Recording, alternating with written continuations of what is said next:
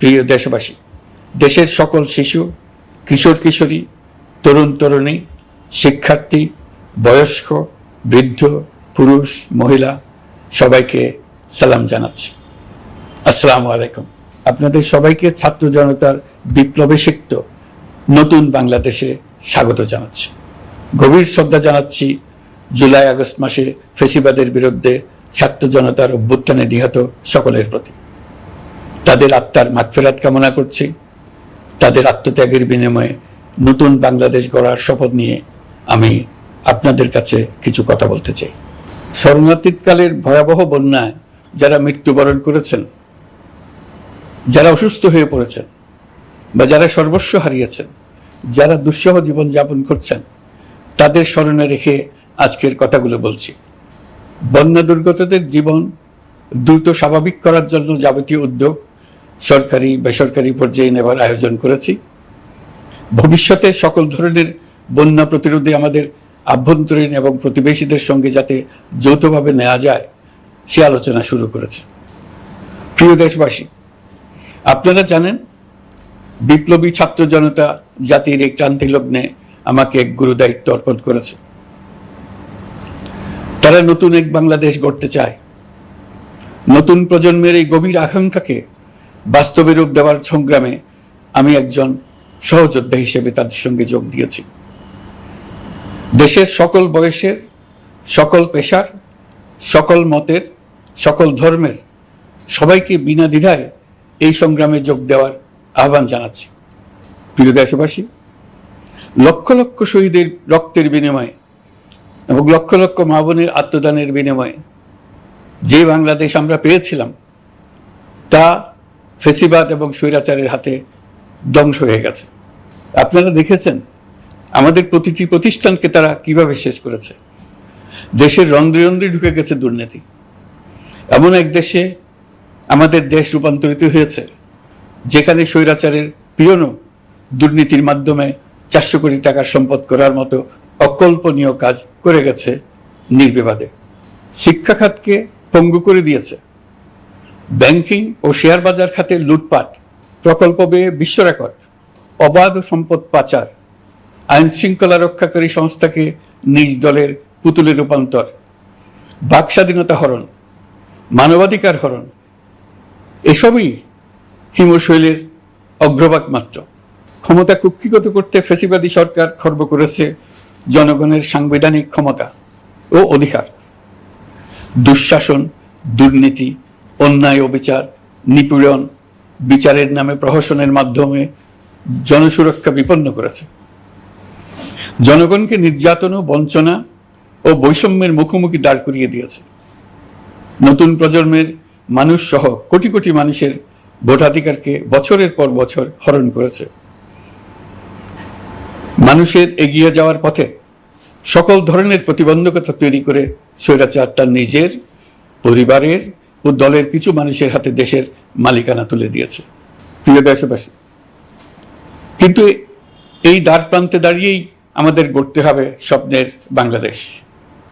বৈষম্যহীন, শোষণহীন, কল্যাণময় এবং মুক্ত বাতাসের রাষ্ট্রের যে স্বপ্ন নিয়ে ছাত্র জনতা আন্দোলনে ঝাঁপিয়ে পড়েছিল, আমি তাদের সেই স্বপ্ন পূরণে অঙ্গীকারবদ্ধ। আপনাদের সবাইকে এই শুভলগ্নে তাদের স্বপ্ন পূরণে সমস্ত শক্তি নিয়ে এগিয়ে আসার আহ্বান জানাচ্ছি। তাদের স্বপ্ন আমাদের স্বপ্ন। জাতীয় জীবনে তরুণরা একটা মহা সুযোগ সৃষ্টি করে দিয়েছে। আমরা সবাইকে সুযোগ ব্যবহার করার কাজে এগিয়ে আসতে আহ্বান জানাচ্ছি। গণরোষের মুখে ফ্যাসিবাদী সরকার প্রধান দেশ ত্যাগ করার পর আমরা এমন একটি দেশ গড়তে চাই যেখানে প্রতিটি নাগরিকের মানবাধিকার থাকবে পুরোপুরি সুরক্ষিত। আমাদের লক্ষ্য একটাই, উদার, গণতান্ত্রিক, বৈষম্যহীন, অসাম্প্রদায়িক বাংলাদেশ। আমরা এক পরিবার, আমাদের এক লক্ষ্য। কোনো ভেদাভেদ যেন আমাদের স্বপ্নকে ব্যাহত করতে না পারে, সেজন্য আমরা প্রতিজ্ঞাবদ্ধ। বর্তমান সরকারের দায়িত্ব গ্রহণের মাত্র 2 সপ্তাহ শেষ হলো। কর্মযাত্রার প্রথম পর্যায়ে রাষ্ট্র সংস্কারের কাজে আপনাদের কাছ থেকে যে সমর্থন পাচ্ছি সেজন্য আন্তরিক ধন্যবাদ। আমরা অনুধাবন করছি যে আমাদের কাছে আপনাদের প্রত্যাশা অনেক। এই প্রত্যাশা পূরণে আমরা বদ্ধপরিকর। যদিও দীর্ঘদিনের গণতন্ত্রহীনতা, 15 বছরের ফ্যাসিবাদী শাসন ব্যবস্থা প্রায় প্রতিটি ক্ষেত্রেই আমাদের জন্য পর্বতসম চ্যালেঞ্জ রেখে গিয়েছে, কিন্তু এই চ্যালেঞ্জ গ্রহণে আমরা প্রস্তুত। আজ আমি সরকারের পক্ষ থেকে আপনাদের দোয়া ও সহযোগিতা কামনা করতে আপনাদের সামনে এসেছি। শুধু আমি বলবো, আপনাদের একটু ধৈর্য ধরতে হবে। এখনই সব দাবি পূরণ করার জন্য জোর করা, প্রতিষ্ঠানে ঢুকে ব্যক্তিবিশেষকে হুমকির মধ্যে ফেলা, মামলা গ্রহণের জন্য চাপ সৃষ্টি করা, বিচারের জন্য গ্রেফতারকৃত ব্যক্তিকে আদালতে হামলা করে আগেই এক ধরনের বিচার করে ফেলার যে প্রবণতা, তা থেকে বের হতে হবে। ছাত্র জনতার বিপ্লবের গৌরব ও সম্ভাবনা এসব কাজে ম্লান হয়ে যাবে। নতুন বাংলাদেশ গড়ার প্রচেষ্টা হতে ব্যাহত হবে।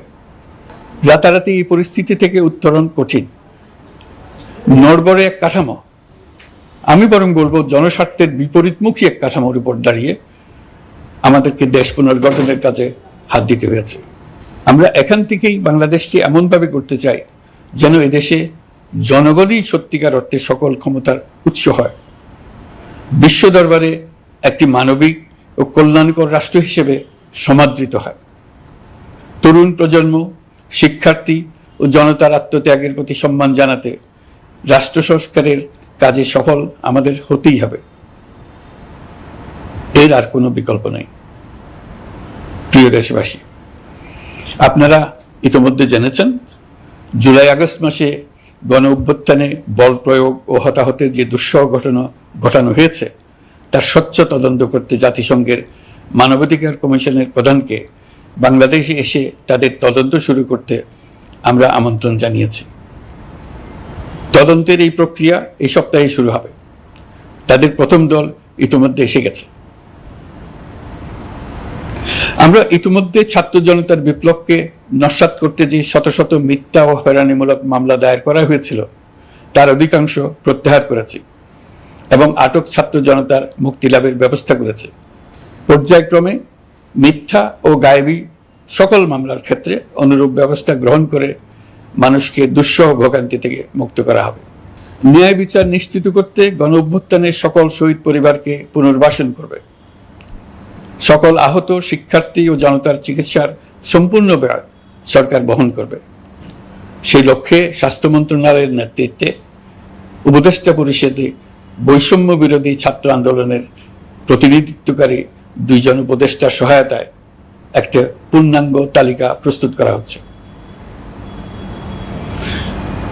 এই কার্যক্রমের জন্য এবং গণ অভ্যুত্থানের শহীদদের স্মৃতি ধরে রাখতে সরকার অতি দ্রুত জুলাই গণহত্যা স্মৃতি ফাউন্ডেশন নামে একটি ফাউন্ডেশন প্রতিষ্ঠা করার প্রক্রিয়া শেষ পর্যায়ে এনেছে। আপনাদের সবার এবং বিদেশে অবস্থানরত ভাই বোনদের অনুদান এই প্রতিষ্ঠানে পাঠানোর জন্য অনুরোধ করছি। আমি ব্যক্তিগতভাবে এই প্রতিষ্ঠানের চেয়ারম্যানের পদ গ্রহণ করেছি। প্রিয় দেশবাসী, আপনারা লক্ষ্য করেছেন দায়িত্ব গ্রহণ করেই আমাদেরকে আইন শৃঙ্খলা অঙ্গনে অস্থির পরিস্থিতি সামাল দিতে হয়েছে। আপনাদের সহযোগিতা ও সমর্থনে দেশপ্রেমিক সকল আইন শৃঙ্খলা রক্ষাকারী বাহিনী কাজে যোগ দিয়েছে। ফ্যাসিবাদী সরকার প্রশাসনের চরম দলীয়করণ করার ফলে বিপুল সংখ্যক কর্মকর্তা কর্মচারী দীর্ঘদিন বৈষম্যের শিকার হয়েছেন। আমরা ইতিমধ্যে সংশোধনমূলক ব্যবস্থা গ্রহণ করতে আরম্ভ করেছি, তবে প্রশাসনকে গতিশীল রাখতে এবং একই সাথে সুনির্দিষ্ট পদ্ধতি অনুসরণ করে সঠিক সিদ্ধান্তে উপনীত হতে সময় প্রয়োজন। সেজন্য সকলকে ধৈর্য ধরার অনুরোধ করছি। প্রশাসনের সকল ক্ষেত্রে প্রতিষ্ঠানগুলো যেন জনগণের আস্থা ফিরে পায়, সেটি আমাদের অন্যতম উদ্দেশ্য। লুটপাট ও দুর্নীতির আখড়ায় পরিণত করা ব্যাংকিং খাতে সুশাসন নিশ্চিত করার জন্য আমরা উদ্যোগ নিয়েছি। এই খাতে দক্ষ জনবল নিয়োগ দেওয়া হচ্ছে। ব্যাংকিং খাতে শৃঙ্খলা স্থাপন, ব্যবসা বাণিজ্যে সহায়ক পরিবেশ তৈরি এবং জনগণের জীবনযাপন সহজ করতে নিত্য প্রয়োজনীয় দ্রব্যমূল্য ও মূল্যস্ফীতি নিয়ন্ত্রণে আনার আমরা উদ্যোগ সচল করেছি। ব্যাংকিং খাতে দীর্ঘমেয়াদী সংস্কারের জন্য ব্যাংক কমিশন গঠন করা হবে। আর্থিক খাতে সার্বিক পরিস্থিতি ও সংস্কার বিষয়ে একটি রূপকল্প তৈরি করা হবে, যা দ্রুত জনসমক্ষে প্রকাশ করা হবে। শেয়ার বাজার, পরিবহন খাত সহ যেসব ক্ষেত্রে চরম বিশৃঙ্খলা বিরাজ করছে তা নিরসনের দ্রুত পদক্ষেপ নেওয়া হচ্ছে। বিচার বিভাগকে দুর্নীতি ও দলীয় প্রভাব মুক্ত করতে কার্যক্রম শুরু হয়েছে। একটি সুনির্দিষ্ট প্রক্রিয়ার মধ্য দিয়ে বিচার বিভাগের স্বাধীনতা ও জবাবদিহিতা নিশ্চিত করার উদ্যোগ নেওয়া হয়েছে। ফ্যাসিবাদী সরকারের বিচার বহির্ভূত হত্যাকাণ্ড, গুম, খুন, অপহরণ এবং আয়নাঘরের মতো চরম ঘৃণ্য সকল অপকর্মের ন্যায় বিচার নিশ্চিত করা হবে। এসব অপকর্মের সঙ্গে জড়িত সকলের বিচার নিশ্চিত করা হবে। তালিকা প্রস্তুত করে মিথ্যা মামলা প্রত্যাহার করা হবে। দুর্নীতি ও সম্পদ পাচারের বিচার করা হবে। আইন শৃঙ্খলার ক্ষেত্রে জনমুখী ও দলীয় প্রভাবমুক্ত জবাবদিহিমূলক কাঠামো সৃষ্টির লক্ষ্যে পুলিশ কমিশন গঠন করা হবে। জাতিসংঘের তদন্ত প্রতিবেদন, দায়িত্বপ্রাপ্ত সকল সংস্থা ও জনগণের সাথে মত বিনিময়ের মাধ্যমে কমিশনের নেতৃত্বে প্রয়োজনীয় সংস্কার করা হবে। বাংলাদেশকে আর কোনোদিন কেউ যেন কোনো পুলিশি রাষ্ট্রে পরিণত করতে না পারে তার ব্যবস্থা করা হবে। তথ্যের অবাধ প্রবাহ ও গণমাধ্যমের স্বাধীনতা নিশ্চিত করা হবে। ফ্যাসিবাদী সরকার গণমাধ্যমের উপরও দলীয়করণ ও নির্যাতনের বোঝা চাপিয়েছিল। জনগণের তথ্যের অধিকার নিশ্চিত করতে আমরা প্রতিশ্রুতিবদ্ধ। তথ্যের প্রবাহে বিদ্যমান আইনি ও অন্যান্য বাধা অপসারণ করা হবে। মত প্রকাশের স্বাধীনতা বাধাগ্রস্ত করে এমন সব আইনের নিপীড়নমূলক ধারা সংশোধন করা হবে। ইতিমধ্যে এ ধরনের আইনগুলো চিহ্নিত করে এই প্রক্রিয়া শুরু করা হয়েছে। বিদেশি সংবাদকর্মীদের এদেশে আসার পর যে অলিখিত নিষেধাজ্ঞা ছিল, ইতিমধ্যে আমরা তা তুলে নিয়েছি। বিদেশি সাংবাদিকদের দ্রুত ভিসা দিতে সংশ্লিষ্ট কর্মকর্তাদের নির্দেশ দেওয়া হয়েছে।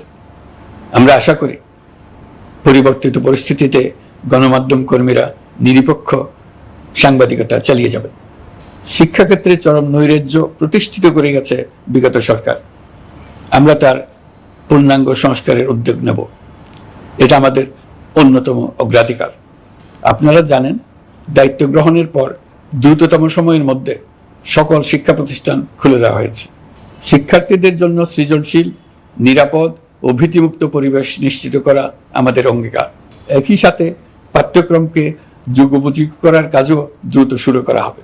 গণতন্ত্রকে সুসংহত করতে স্থানীয় সরকার প্রতিষ্ঠানগুলোকে শক্তিশালী করা হবে এবং ক্ষমতার বিকেন্দ্রীকরণ নিশ্চিত করা হবে। ছাত্র জনতার গণঅভ্যুত্থানকে সফল পরিণতি দিতে প্রশাসন, বিচার বিভাগ, নির্বাচন কমিশন ও নির্বাচনী ব্যবস্থা, আইন শৃঙ্খলা খাত এবং তথ্য প্রবাহে প্রয়োজনীয় সংস্কার সম্পূর্ণ করে অবাধ ও সুষ্ঠু অংশগ্রহণমূলক নির্বাচন আয়োজন করা হবে। এর লক্ষ্য হবে দুর্নীতি, লুটপাট, গণহত্যার বিরুদ্ধে একটি জবাবদিহিতামূলক রাজনৈতিক বন্দোবস্তের সূচনা। বর্তমান সরকার দুর্নীতির বিরুদ্ধে স্পষ্ট অবস্থান গ্রহণ করেছে। আমাদের সকল উপদেষ্টা দ্রুততম সময়ের মধ্যে তাদের সম্পদের বিবরণ প্রকাশ করবেন। পর্যায়ক্রমে এটা সকল সরকারি কর্মকর্তাদের ক্ষেত্রেও নিয়মিত এবং বাধ্যতামূলক করা হবে। রাষ্ট্রীয় পর্যায়ে দুর্নীতির বিরুদ্ধে ব্যবস্থা গ্রহণে সংবিধানের ৭৭ অনুচ্ছেদে প্রতিশ্রুত ন্যায়পাল নিয়োগে অধ্যাদেশ প্রণয়ন করা হবে। এবার কৃষি খাতের কথা একটু বলে। কৃষি নির্ভর বাংলাদেশে কৃষকের স্বার্থ যেন সুরক্ষিত থাকে, কৃষক যেন তার উৎপাদিত পণ্যের ন্যায্য মূল্য পায়, তা নিশ্চিত করা হবে। প্রবাসী শ্রমিকরা যেভাবে বৈষম্য বিরোধী ছাত্র জনতার আন্দোলনকে সমর্থন দিয়েছে, মুক্তিকামী জনগণ তা কৃতজ্ঞ চিত্তে স্মরণ করে। তাদের প্রতি সকল পর্যায়ে সম্মানজনক আচরণ নিশ্চিত করা হবে। বাংলাদেশের স্বাস্থ্য খাত অন্যতম দুর্নীতিগ্রস্ত খাত। জনগণের জন্য পর্যাপ্ত স্বাস্থ্যসেবা নিশ্চিত করার লক্ষ্যে স্বাস্থ্য খাতে প্রয়োজনীয় সংস্কার করা হবে। এই খাতে সংশ্লিষ্ট সকলকে জবাবদিহিতার আওতায় আনা হবে। হাসপাতালগুলোকে আধুনিকায়নের উদ্যোগ নেওয়া হবে এবং সেখানে সরকারি ডাক্তার সহ বিশেষজ্ঞদের নিয়মিত উপস্থিতি নিশ্চিত করা হবে। স্বাস্থ্যসেবা যাতে নির্দিষ্ট কিছু অঞ্চলে কেন্দ্রীভূত না থাকে, দেশের সব অঞ্চলের মানুষ সমান স্বাস্থ্যসেবা পায়, সে লক্ষ্যে প্রয়োজনীয় উদ্যোগ নিতে আমরা বদ্ধপরিকর। বর্তমান প্রজন্ম অনেক বেশি সচেতন। বিশ্বের বিভিন্ন প্রান্তে ঘটে যাওয়া পরিবর্তন বিষয়ে তারা ওয়াকিবহাল শুধু নয়, তারা নেতৃত্ব দিচ্ছে। তারা যে উন্নয়নের স্বপ্ন দেখে তা টেকসই এবং পরিবেশ বান্ধব, প্রকৃতি ধ্বংসকারী উন্নয়ন নয়। শুধু জিডিপি একটি দেশের উন্নয়নের মাপকাঠি হতে পারে না। নদী, নালা, খাল, বিল, পাহাড়, বন, মাটি আর বাতাস ধ্বংস আর দূষিত করে যে উন্নয়ন হয় তা দীর্ঘমেয়াদী, টেকসই নয়। জীবাশ্ম জ্বালানির বিরুদ্ধে পরিবেশবাদীদের সাথে আমাদের সরকারের অবস্থান সামঞ্জস্যপূর্ণ। জলবায়ু পরিবর্তন রোধ করতে এবং আগামী প্রজন্মের জন্য সুস্থ একটা পৃথিবী রেখে যেতে কার্বন নিঃসরণ শূন্যের কোঠায় নামিয়ে আনার বিকল্প নেই। আমাদের সরকার পরিবেশ ও জলবায়ু রক্ষায় সর্বোচ্চ গুরুত্ব দেবে। এই কার্যক্রমে তরুণ সম্প্রদায়কে সম্পৃক্ত করা হবে। ইতোমধ্যে বিভিন্ন রাষ্ট্র ও জাতিসংঘ বর্তমান সরকারের কর্মসূচির প্রতি সমর্থন ব্যক্ত করেছে। আমরা সকল রাষ্ট্রের সাথে বন্ধুত্বপূর্ণ সম্পর্ক বজায় রাখব। আমাদের পররাষ্ট্রনীতির ভিত্তি হবে পারস্পরিক আস্থা, বিশ্বাস ও সহযোগিতা। আমরা মানবাধিকার আইন সহ সকল আন্তর্জাতিক আইনের প্রতি শ্রদ্ধাশীল। আমাদের পক্ষ থেকে গুম বিষয়ক আন্তর্জাতিক চুক্তির পক্ষরাষ্ট্র হওয়া সহ বিভিন্ন পদক্ষেপ নেওয়া হয়েছে। ইতিমধ্যে পক্ষভুক্ত এমন সকল আঞ্চলিক ও দ্বিপাক্ষিক চুক্তি ও সমঝোতা বাস্তবায়ন করে যাব। আমাদের সরকার রোহিঙ্গা সমস্যার বাস্তবসম্মত সমাধানের লক্ষ্যে আন্তর্জাতিক সম্প্রদায়ের সাথে কাজ করে যাবে। আমরা জাতীয় ঐক্যে বিশ্বাসী। প্রয়োজনীয় সংস্কারের লক্ষ্যে রাজনৈতিক ঐক্যের মধ্য দিয়ে নিশ্চিত করা হবে নারী, শিশু, প্রতিবন্ধী, ধর্মীয় সংখ্যালঘু, আদিবাসী সকলেই এদেশের নাগরিক এবং সমান আইনের সুরক্ষার অধিকারী। তাদের সকলের মানবিক অধিকার সহ অন্যান্য সকল অধিকার নিশ্চিত করার উদ্যোগ নেওয়া হবে। এই জন্য আমি উপদেষ্টা পদমর্যাদা সম্পন্ন একজন বিশেষ সহকারী নিয়োগ দিয়েছি, যার দায়িত্ব হবে জাতীয় সংহতি উন্নয়ন। বন্যা কবলিত এলাকার সকল মানুষের দুর্ভোগ লাঘবে সরকার সঠিক সহায়তা দেওয়ার জন্য সরকারের যত কার্যক্রম আছে তাদের সচল করেছে। ইতিমধ্যে উপদেষ্টাবৃন্দ বিভিন্ন এলাকার দায়িত্ব নিয়ে এলাকায় গেছেন। আমার কার্যালয়ে একটা নিয়ন্ত্রণ কক্ষ স্থাপন করা হয়েছে। বন্যা পরবর্তী কার্যক্রম নেওয়া হয়েছে। ভবিষ্যতে বন্যা নিয়ন্ত্রণের জন্য করণীয় কি স্থির করার জন্য পদক্ষেপ নেওয়া হচ্ছে। দেশপ্রেমিক সেনাবাহিনী, পুলিশ, বিজিবি, র্যাবকে গুম নির্যাতনের কাজে লাগিয়ে তাদের কলঙ্কিত করা হয়েছে। তারা দেশের গৌরব। তাদেরও কিছু অতি উৎসাহী সদস্যের কারণে পুরো বাহিনীকে আমরা কলঙ্কিত দেখতে চাই না। আমরা অপরাধীদের চিহ্নিত করতে চাই এবং তাদের শাস্তি দিতে চাই, যেন ভবিষ্যতে কারো হুকুমে দেশপ্রেমিক কোনো বাহিনীর, পুলিশের, র্যাবের কোনো সদস্য হত্যাকাণ্ড, গুম ও অত্যাচারে জড়িত হওয়ার সাহস না করে। তাদের কাছে হুকুম যত বড় কর্তৃপক্ষের কাছ থেকে আসুক না কেন, তারা তা উপেক্ষা করবে। ভবিষ্যতে উপরওয়ালার হুকুমে এমন ঘৃণ্য কাজ করতে বাধ্য হয়েছে এমন ব্যাখ্যা কারো কাছে গৃহীত না হয় তার ব্যবস্থা করা হবে। আমি দেশরক্ষা বাহিনী, পুলিশ বাহিনী এবং অন্যান্য সহল বাহিনীকে নির্দেশ দিয়েছি তারা তাদের মধ্যে যারা হত্যাকাণ্ড, গুম, খুন বা শারীরিক মানসিক অত্যাচারে সরাসরি জড়িত তাদের চিহ্নিত করে বিচারের ব্যবস্থা করতে। যারা গুম হয়েছে, হত্যার শিকার হয়েছে তাদের তালিকা প্রস্তুত করতে। তাদের পরিবার সমূহকে সান্ত্বনা দেওয়ার ভাষা আমার নাই। তাদের জীবনে শান্তি ফিরিয়ে আনতে আমরা প্রচেষ্টা অব্যাহত রাখব। আমি সকল দেশরক্ষা বাহিনী ও আইনশৃঙ্খলা বাহিনীকে তাদের উপর জনগণের সম্পূর্ণ আস্থা ফিরিয়ে আনতে সকল পদক্ষেপ গ্রহণ করতে নির্দেশ দিয়েছি। গত 15 বছরের দুর্নীতি, অর্থ পাচার ও জনস্বার্থ বিরোধী চুক্তি স্বাক্ষর, প্রকল্পের নামে লুটপাট ইত্যাদি তথ্য নিয়ে একটি শ্বেতপত্র প্রণয়নের জন্য আমি ইতিমধ্যে একটি কমিটি গঠন করেছি। আমি বিভিন্ন দেশের রাষ্ট্রদূত এবং দাতা সংস্থার প্রতিনিধিদের সঙ্গে বৈঠক করেছি এবং করে যাচ্ছি। ছাত্র জনতার গণঅভ্যুত্থানের পর দেশ গঠনের জন্য সকল প্রকার আর্থিক অন্যান্য সহযোগিতার জন্য তাদেরকে অনুরোধ জানাচ্ছি। তারা এই ব্যাপারে আগ্রহ দেখাচ্ছে। তাদের কাছে আমাদের প্রস্তাব শুভ প্রণয়ন করে দ্রুত পাঠানোর ব্যবস্থা নিয়েছে। তাদেরকে অনুরোধ জানিয়েছি তারা যেন পরিস্থিতির কারণে অতি দ্রুত অর্থ ছাড় করার ব্যবস্থা নেন। তাদেরকেও বলেছি যে অবস্থার মধ্য দিয়ে আমরা যাচ্ছি তা যেমন একটি দুর্যোগপূর্ণ সময়, তেমনি এটা জাতির জীবনে মস্ত বড় সুযোগ। এই সুযোগকে যেন আমরা পূর্ণভাবে কাজে লাগাতে পারি, সেই জন্য তাদের সহযোগিতা চেয়েছি। এই গণ অভ্যুত্থানে বিদেশে অবস্থানকারী বাংলাদেশিরা অত্যন্ত গুরুত্বপূর্ণ ভূমিকা পালন করেছেন। জাতি তাদের অবদান বিশেষভাবে স্মরণ করবে। নতুন বাংলাদেশ গড়ার কাজে আমরা তাদের অংশগ্রহণ চাইব। আমাদের একটি লক্ষ্য হবে বিদেশগামী এবং প্রত্যাবর্তনকারী প্রত্যেক প্রবাসী শ্রমিককে মর্যাদা ও সম্মানের সঙ্গে দেশে আসা এবং যাওয়া নিশ্চিত করা। সে ব্যাপারে শিগগিরই পদক্ষেপ নেওয়া হবে। বিদেশি অবস্থানরত সকলের কাছে আমার আবেদন, তারা যেন তাদের উপার্জিত অর্থ অফিসিয়াল চ্যানেলে দেশে পাঠান। দেশের অর্থনৈতিক সংকট উত্তরণে এই অর্থ বিশেষভাবে প্রয়োজন। কি কি ব্যবস্থা নিলে তাদের জন্য অফিসিয়াল চ্যানেলে অর্থ পাঠানো সহজ হবে সেটা সম্বন্ধে আমরা তাদের পরামর্শ নেব। সারা দেশ ঘুষের মহাসমুদ্রে নিমজ্জিত। কিভাবে ঘুষ থেকে আমরা মুক্ত হতে পারি তার জন্য আমাদের পরামর্শ দেন। শুধু এই কাজটা নিয়ে অগ্রসর হতে পারলেই আমি মনে করি দেশের জন্য এই সরকার একটা গুরুত্বপূর্ণ অবদান রেখে গেছে বলে স্মরণীয় হয়ে থাকবে। আমি কথা দিচ্ছি, এই ব্যাপারে আমি আমার সর্বশক্তি নিয়োজিত করব। আমাদের দায়িত্ব দেশের সকল মানুষকে একটি পরিবারের বন্ধনে আবদ্ধ করা। পরিবারে মতভেদ থাকবে, বাকবিতণ্ডা হবে, কিন্তু আমরা ভাই বোন, আমরা বাবা মা, আমরা কেউ কারো শত্রু না। কাউকে তার মতের জন্য শত্রু মনে করব না, কাউকে ধর্মের কারণে শত্রু মনে করব না, কাউকে লিঙ্গের কারণে শত্রু মনে করব না। আমরা সবাই সমান, কেউ কারো উপরে, কেউ কারো নিচে না। এই ধারণা আমরা জাতীয় জীবনের সর্বক্ষেত্রে প্রতিষ্ঠিত করতে চাই। একটা বিশেষ ব্যাপারে আমরা আপনাদের সহযোগিতা চাচ্ছি। আমাদের দায়িত্ব গ্রহণের পর থেকে প্রতিদিন সচিবালয়ে, আমার অফিসের আশেপাশে, শহরের বিভিন্ন স্থানে সমাবেশ করা হচ্ছে। গত 16 বছরের অনেক দুঃখ কষ্ট আপনাদের জমা আছে, সেটা আমরা বুঝি। আমাদের যদি কাজ করতে না দেন তাহলে দুঃখ ঘোচানোর সকল পথ বন্ধ হয়ে যাবে। আপনাদের কাছে একান্ত অনুরোধ, আমাদের কাজ করতে দেন। আপনাদের যা চাওয়া তা লিখিতভাবে আমাদেরকে দিয়ে যান। আমরা আপনাদের বিপক্ষ দল নয়। আইনসঙ্গতভাবে যা কিছু করার আছে আমরা অবশ্যই তা করব, কিন্তু আমাদেরকে ঘেরাও করে এই গুরুত্বপূর্ণ দিনগুলোতে আমাদের কাজে বাধা দেবেন না।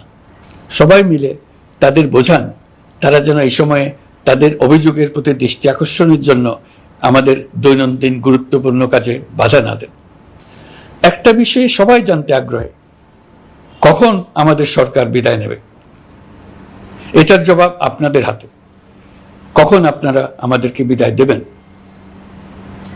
আমরা কেউ দেশ শাসনের মানুষ নই। আমাদের নিজ নিজ পেশায় আমরা আনন্দ পাই। দেশের সংকটকালে ছাত্রদের আহ্বানে আমরা এই দায়িত্ব গ্রহণ করেছি। আমরা সমস্ত শক্তি দিয়ে দায়িত্ব পালন করব। আমাদের উপদেষ্টা মণ্ডলীও এই লক্ষ্যে উদ্বুদ্ধ হয়ে সবাই মিলে একটা টিম হিসেবে কাজ করে যাচ্ছি। কখন নির্বাচন হবে সেটা সম্পূর্ণ রাজনৈতিক সিদ্ধান্ত, আমাদের সিদ্ধান্ত নয়। দেশবাসীকে ঠিক করতে হবে আপনারা কখন আমাদেরকে ছেড়ে দেবেন। আমরা ছাত্রদের আহ্বানে এসেছি, তারা আমাদের প্রাথমিক নিয়োগকর্তা। দেশের আপামর জনসাধারণ আমাদের নিয়োগ সমর্থন করেছে। আমরা ক্রমাগতভাবে সবাইকে বিষয়টি স্মরণ করিয়ে যাব, যাতে হঠাৎ করে এই প্রশ্ন উত্থাপিত না হয় আমরা কখন যাব। তারা যখনই বলবে আমরা চলে যাব। আমরা সংস্কারের অংশ হিসেবে নির্বাচন কমিশনকেও সংস্কার করব। কমিশনকে যে কোনো সময় আদর্শ নির্বাচনের জন্য প্রস্তুত রাখব। আমরা বিভিন্ন সংস্কারের কাজ শুরু করেছি। দেশবাসীকে অনুরোধ করব একটা আলোচনা শুরু করতে। আমরা সর্বনিম্ন কি কি কাজ সম্পূর্ণ করে যাব, কি কি কাজ মোটামুটি করে গেলে হবে। এই আলোচনার মাধ্যমে আমরা একটা দিক নির্দেশনা পেতে পারি। তবে চূড়ান্ত সিদ্ধান্ত রাজনৈতিক সিদ্ধান্ত, সেটা রাজনৈতিক আলোচনা থেকেই আসবে। এই দিক নির্দেশনা না পেলে আমরা দাতা সরকার এবং আন্তর্জাতিক অর্থনৈতিক প্রতিষ্ঠানসমূহের সঙ্গে আলোচনায় দৃঢ়তার সঙ্গে অগ্রসর হতে পারছি না।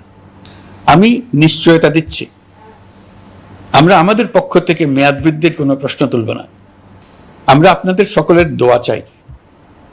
যে কদিন আছি সেই সময়টুকু উপদেষ্টা মণ্ডলীর প্রত্যেকে নিজ নিজ সাধ্যমতো দেশের এই সংকটকালে সংকট উত্তরণে যেন নিজ নিজ মেধা সাধ্যমতো কাজে লাগাতে পারে। নতুন বাংলাদেশ গড়ার যে সুযোগ ছাত্র জনতার রক্তের বিনিময়ে আমরা অর্জন করলাম, আমরা আমাদের মতানৈক্যের কারণে সেটা যেন হাতছাড়া করে না ফেলে, এটা আমরা নিশ্চিত করতে চাই। এই সুযোগ এবার হারিয়ে ফেললে আমরা জাতি হিসেবে পরাজিত হয়ে যাব। শহীদ, আহত এবং জীবিত ছাত্র জনতার কাছে আমরা প্রতিজ্ঞাবদ্ধ থাকতে চাই, আমরা এই অর্জনকে কিছুতেই হারিয়ে যেতে দেব না। যে সুযোগ তারা আমাদেরকে দিয়েছে তার মাধ্যমে আমাদের দেশকে পৃথিবীর একটি শ্রদ্ধেয়, সকল দিকে দৃষ্টান্ত স্থাপনকারী দেশে পরিণত করতে আমরা শপথ নিয়েছি।